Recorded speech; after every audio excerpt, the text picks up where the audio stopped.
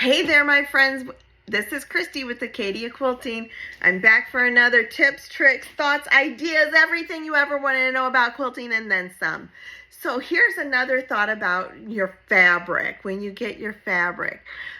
If it's a project that you're going to give to your grandchildren or to your, or a charity type project or something like that, I don't go to all this trouble.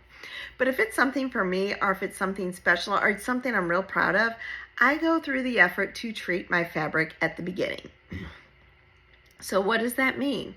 So I use either a product at Walmart that you can just buy on the shelf. It's called Stay Flow. Or I use Faultless spray in the can. It just depends on my situation. So I use the Stay Flow, and I get 2 bottles of Stay Flow, and I pour them in a big bucket, like a dish pan. We call it here in the South a dish pan. Y'all in other parts of the country may call it something different, but big old wash tub is what I put it in. And it needs to be good and clean, not have anything in it. But I pour 2 bottles of Stay Flow in a wash pan, and then I put 1 bottle of water just from the faucet, or from the garden hose in that bucket, and I slosh it around, stir it up good. And then I start with my lightest color of fabric first, and this is very important. And I dip the fabric in there, and I pull up the fabric, and I wring out all the excess liquid back into the dish pan. Then I go with my next darker color, and so on and so on and so on, till I get all of my colors dipped in the starch. Then I hang them to dry. Now, for me, I would use a lot, if I had a clothesline, I'd hang them outside on a clothesline to dry, or hang them up in your bathroom to dry. The idea is you need to hang them somewhere to dry, okay?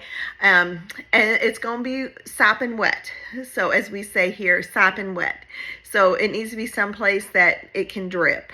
And then once they're dried, now if it's outside, make sure you do it in the after the sun's gone down a little bit in the evening, if you're in a really high sunny place like we are here in South Louisiana, or you do it on not an overcast day, but a cloudy day, because you don't want to hurt your fabrics any. And it only takes, if it's outside, about 2 hours to dry good. If it's inside the house, it might take overnight. I've hung it in my shower stall.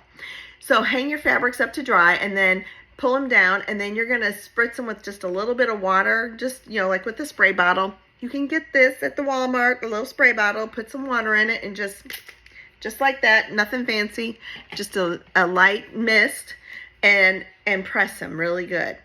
Now, you will find that it's very, very stiff, and that's what you want. You want that fabric to be good and stiff. And once we have our fabric prepared, then we're ready to get started.